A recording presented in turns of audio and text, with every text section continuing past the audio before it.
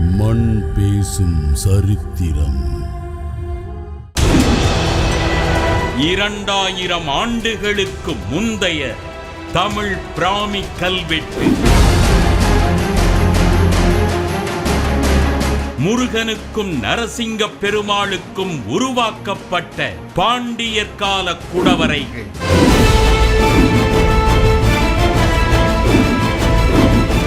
அச்சனந்தி முனிவரால் வடிக்கப்பட்ட சமணர் சிற்பங்கள். குன்றா புகழ் கொண்ட யானை மலையின் சரித்திரம். மண் பேசும் சரித்திரம். மதுரையின் வடக்கே சுமார் 7 கிலோமீட்டர் தொலைவில் அமைந்திருக்கிறது அந்த மலை.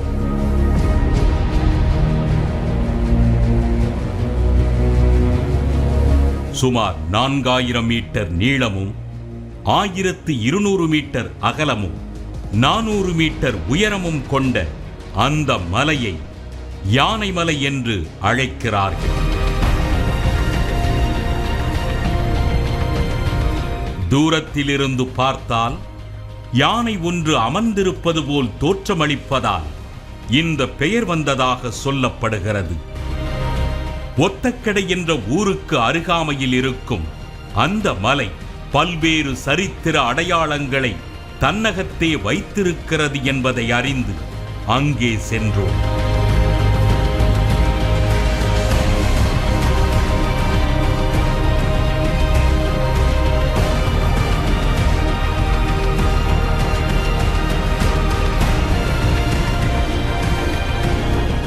இந்த மலை பார்த்தீங்கன்னா தூரத்துல இருந்து பார்க்கும்போது ஒரு யானை தும்பிக்கையை நீட்டி வாலையும் நீட்டி உட்கார்ந்துருக்கிற மாதிரியே ஒரு பொசிஷனில் இருக்குது. பார்க்குறதுக்கு அப்படியே யானை மாதிரியே இருக்குது. இந்த மலைக்கு இவக்குன்றும்னு இன்னொரு பேர் இருக்குது. இவம்னா பிராகிருத மொழியிலையும் சமஸ்கிருத மொழியிலையும் யானைன்னு பேர். இந்த மலையில் 2000 ஆண்டுகளுக்கு மேற்பட்ட பழமையான நிறைய விஷயங்கள் எல்லாம் இருக்குது. அதைத்தான் நாம் இன்னைக்கு போய் பார்க்க போகிறோம். மலையடிவாரத்தில் தமிழ்நாடு அரசின் தொல்லியல் துறையால் வைக்கப்பட்டிருந்த தகவல் பலகைகளில் கிபி 1ஆம் நூற்றாண்டை சேர்ந்த தமிழ் பிராமி கல்வெட்டுகள் மலை மீது பொறிக்கப்பட்டிருப்பதாக குறிப்பிடப்பட்டிருந்தது. நாம் மலை மீது ஏறினோம்.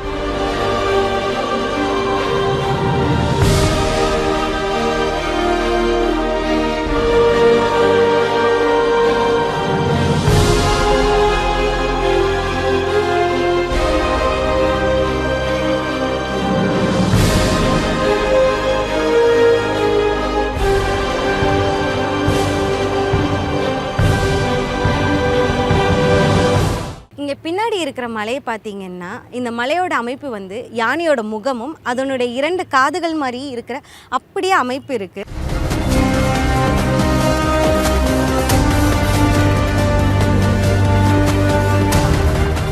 ஒரு கட்டத்தில் அந்த குகை தென்பட்டது.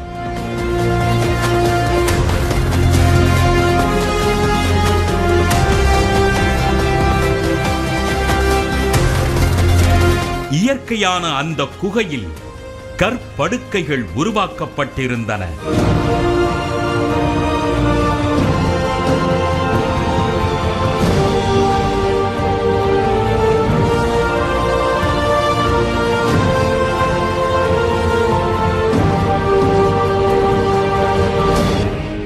குகையின் முன்பகுதியில்தான் அந்த அபூர்வ கல்வெட்டு வெட்டப்பட்டிருக்கிறது. யானை மலை மேலே இருக்கிற ஒரு இயற்கையான குகைக்குள்ளே இப்போ நம்ம இருக்கோம். இந்த குகை பார்த்தீங்கன்னா ஒரு ஆள் அமர்ற அளவுக்கு மட்டும்தான் இருக்குது. இந்த குகையில் தான் 2000 ஆண்டுகளுக்கு முன்பு கிபி 1ஆம் நூற்றாண்டில் சமணர்கள் வாழ்ந்திருக்காங்க. அதுக்கு ஆதாரமாக பார்த்தீங்கன்னா இங்கே கற்படுக்கைகள் எல்லாம் இருக்குது. இந்த கற்படுக்கைகள் சமணர்களுக்கு யார் செஞ்சு கொடுத்தாங்கன்ற கல்வெட்டு இந்த குகையோட முகப்பில் இருக்குது. இவ குன்றத்து உரையுள் பாதந்தான் ஏரி ஆரிதன் அத்துவாயி அரிட்ட காயியன் என்னும் 2 வரி வாசகம் இங்கே இடம்பெற்றிருக்கிறது.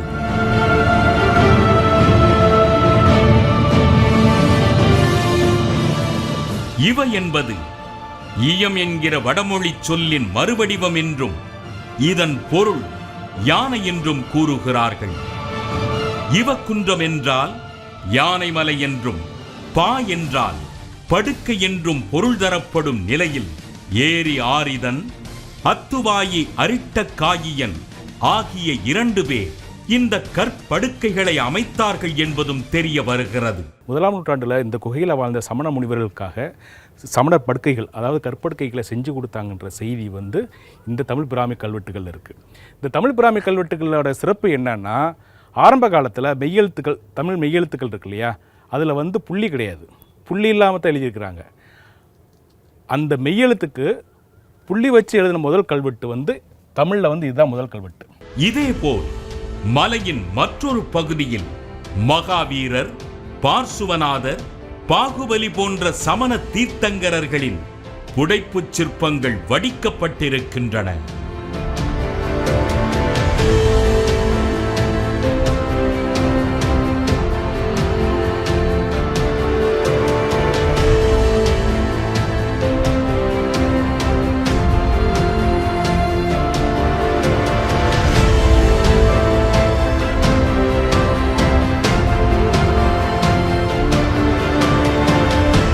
இவை கிபி 9-10ஆம் நூற்றாண்டை சேர்ந்த சிற்பங்கள் என்றும், அச்சநந்தி என்கிற சமண துறவி இவற்றை வடித்திருப்பதாகவும் ஆய்வாளர்கள் கூறுகிறார்கள்.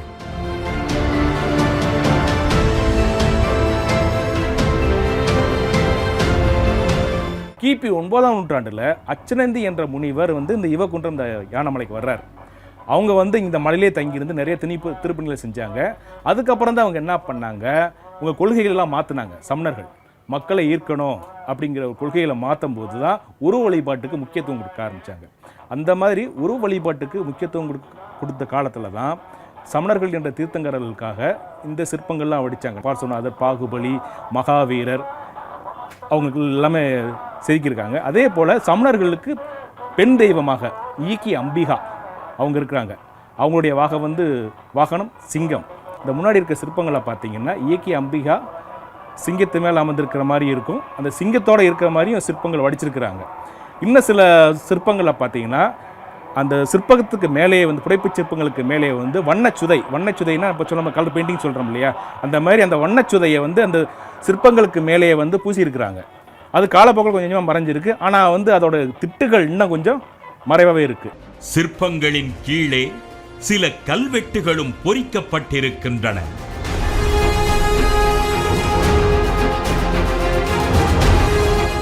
இந்த நிலையில்தான் இங்கு அமைந்திருக்கும் கலையழகுமிக்க குடைவரை கோயில்கள் பற்றிய தகவல்கள் நமக்கு கிடைத்தன. அந்த பாண்டியர் கால கலை வடிவங்கள் இடைவேளைக்கு பிறகு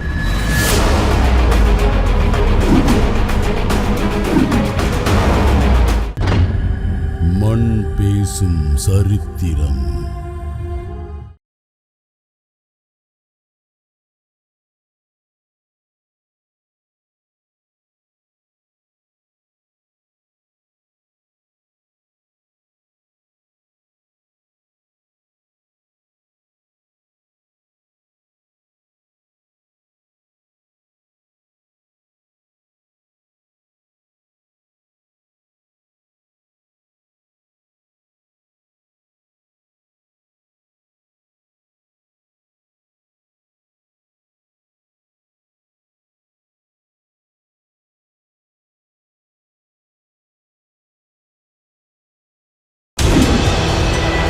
இரண்டாயிரம் ஆண்டுகளுக்கு முந்தைய தமிழ் பிராமி கல்வெட்டு.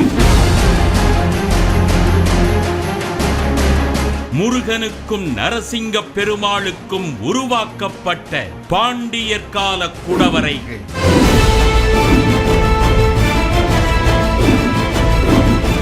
அச்சநந்தி முனிவரால் வடிக்கப்பட்ட சமணர் சிற்பங்கள். குன்றா புகழ் கொண்ட யானைமலையின் சரித்திரம். மண் பேசும் சரித்திரம். யானைமலை அடிவாரத்தில் லாடன் கோவில் என்கிற பெயரில் குடைவரை கோயில் ஒன்று அமைந்திருக்கிறது.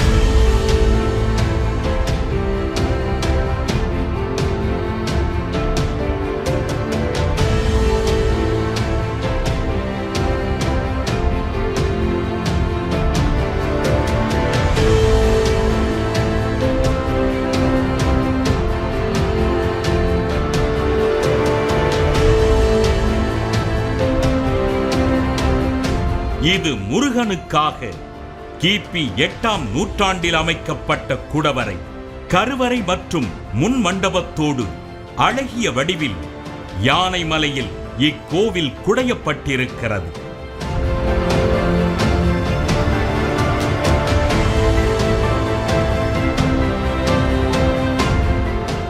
கருவறையில் தெய்வானையுடன் முருகன் வீற்றிருப்பது போல சிற்பங்கள் உருவாக்கப்பட்டிருக்கின்றன.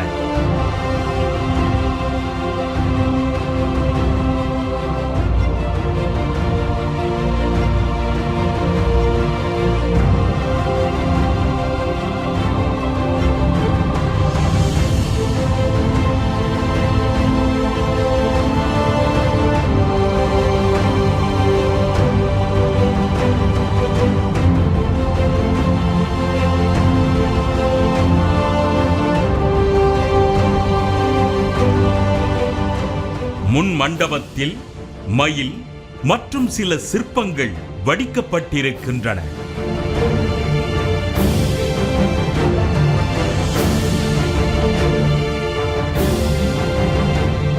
கிபி 770இல் மதுரையை ஆண்ட மாறன் சடையன் பராந்தக நெடுஞ்சடையன் என்கிற அரசனின் அமைச்சராக இருந்தவன்தான் இந்த குடவரையை உருவாக்கினான் என்று கூறுகிறார்கள்.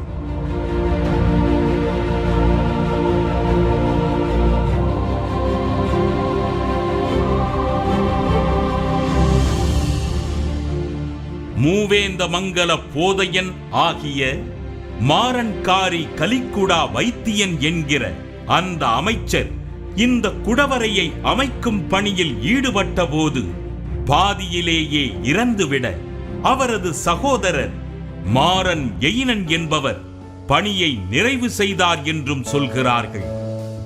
கிழக்கு பகுதியில் உள்ள இந்த சிற்பம் யாருன்னு பார்த்தீங்கன்னா பாண்டிய மன்னனுடைய அமைச்சர் மாறன்காரி. இவர் தான் இந்த லாடன் கோயில் குடைவரை கோயிலையும் இதற்கு பக்கத்தில் உள்ள நரசிங்க பெருமாள் குடைவரை கோயிலையும் உருவாக்க ஆரம்பித்தவர். கிபி 770இல் பாண்டிய நாட்டை ஆட்சி செய்த முதலாம் பராந்தக நெடுஞ்சடைய வரகுணன் என்ற மன்னனின் முதலமைச்சன் மாறங்காரி இந்த குடைவரை கோயிலை உருவாக்கினார். ஆனால் அது முற்றுப்பெறுவதற்கு முன்பாகவே அவர் மரணமடைந்து விட்ட காரணத்தாலே அவருடைய தம்பியாகிய மாறன் எயினன் என்பவர் முதலமைச்சர் பதவியை ஏற்று இந்த கோவிலை முகமண்டபம் செய்து நீர் தெளித்தான் என்று சொல்லி அங்கே இருக்கக்கூடிய கல்வெட்டு கூறுகிறது. கும்பாபிஷேகம் அல்லது குடமுழுக்கு என்று சொல்லுவதைத்தான் நீர் தெளித்தல் என்ற அழகான தமிழ் சொல்லிலே இந்த கல்வெட்டிலே பதிவு செய்திருக்கிறார்கள். இங்குள்ள இந்த சிலை அரசனின் சிலை என்றும் மற்றும் ஒரு சிலை இந்த கோவிலை வடிக்க காரணமாக இருந்த துறவியின் சிலை என்றும் கூறுகிறார்கள்.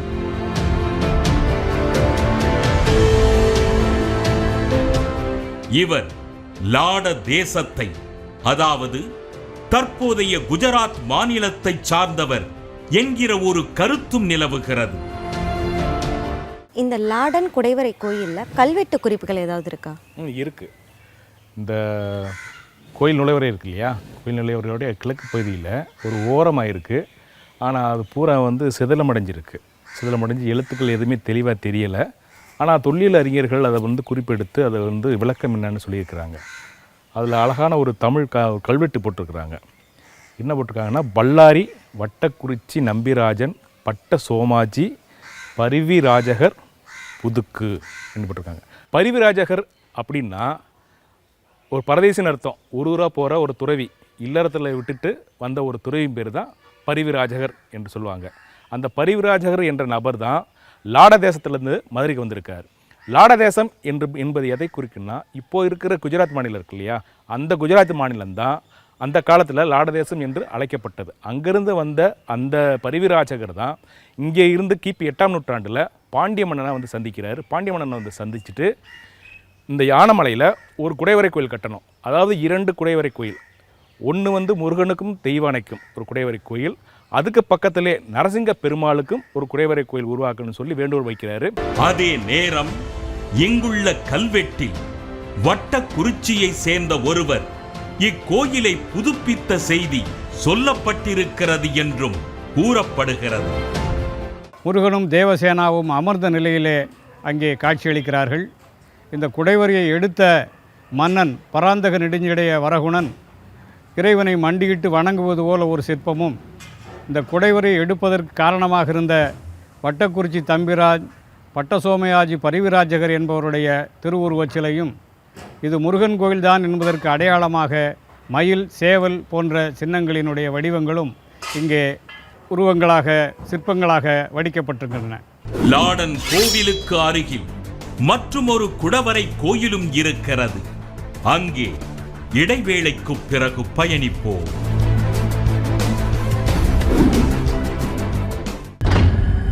மண் பேசும் சரித்திரம்.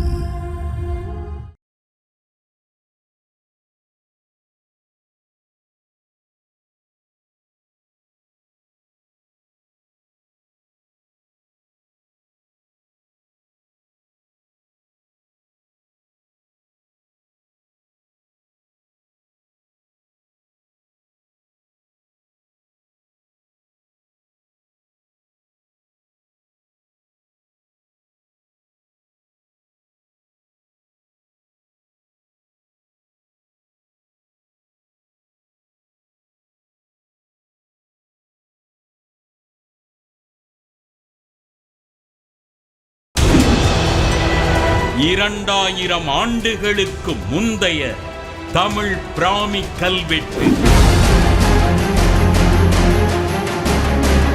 முருகனுக்கும் நரசிங்க பெருமாளுக்கும் உருவாக்கப்பட்ட பாண்டியர் கால குடவரைகள்.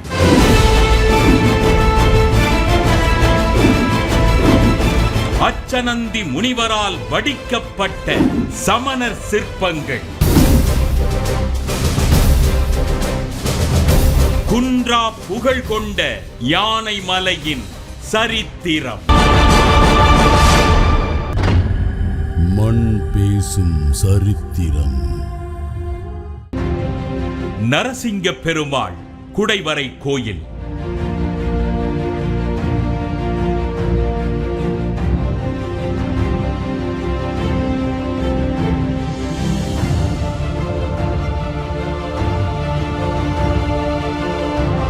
லாடன் கோவிலைப் போலவே யானைமலையில் குடையப்பட்ட மற்றுமொரு குடைவரை கோயில்.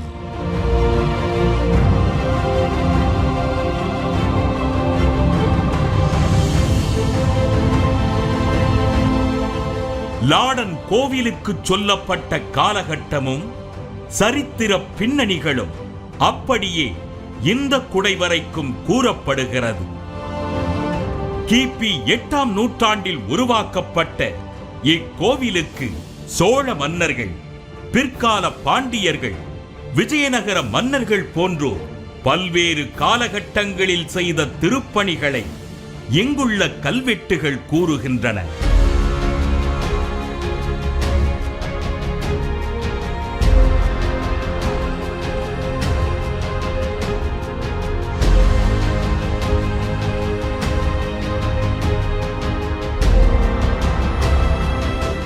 கிபி 940 முதலாம் பராந்தக சோழன் இப்பகுதியை ஆண்ட பொழுது இந்த நரசிங்க பெருமாள் கோவிலுக்கு முன்பாக தனது நிலைப்படையை நீண்ட காலம் நிறுத்தி வைத்திருந்தான் என்று ஒரு கல்வெட்டு கூறுகிறது. லாடன் கோயிலுக்கு வடக்கு பகுதியில் இருக்கிறது தான் நரசிங்க பெருமாள் குடைவரை கோயில். இந்த கோயில் கிபி 770ஆம் ஆண்டு உருவாக்கப்பட்டது. இந்த கோயிலில் வட்டெழுத்திலும் கிரந்த எழுத்திலும் உள்ள கல்வெட்டுகள் பொறிக்கப்பட்டுள்ளது. தமிழ்நாட்டில் கலியாண்டை குறிக்கின்ற பழமையான கல்வெட்டு இங்கே இருக்கு.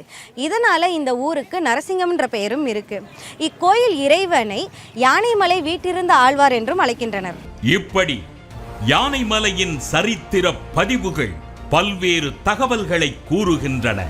கிபி 7ஆம் நூற்றாண்டில் யானைமலையில் சமணப்பள்ளி இருந்ததாக திருஞான சம்பந்தர் எழுதிய மதுரை பதிகம் என்ற நூல் கூறுகிறது. சமணர்களின் வாழ்விடமாக இருந்த இந்த மலை காலப்போக்கில் சைவ வைணவ அடையாளங்களையும் உள்ளடக்கிக் கொண்டிருக்கிறது.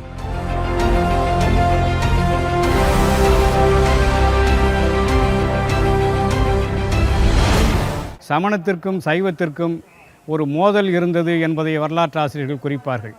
ஆனால் இங்கே அந்த மோதல் ஒரு இறுதி வடிவத்தை எட்டி இரண்டிற்குமான ஒரு சமரசம் ஏற்பட்டது என்பதை காட்டுகின்ற வகையிலே இந்த சமண சிற்பங்களை எல்லாம் பாதுகாப்பதற்கு உறுதியளித்திருக்கிற வகையிலே இந்த ஊரைச் சேர்ந்தவர்கள், அதாவது நரசிங்கமங்கலத்து சபையார் என்பவர்கள் இவற்றை நாங்கள் பாதுகாக்கிறோம் என்று உறுதியளித்திருக்கிறார்கள் என்ற செய்தியையும் இங்கே இருக்கக்கூடிய கல்வெட்டு கூறுகிறது.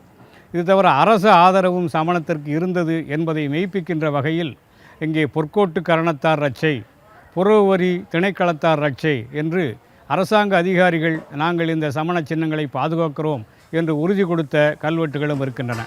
யானைமலையின் வால் பகுதியில் கொடிக்குளம் என்ற பெயரில் ஒரு குளம் இருக்கிறது.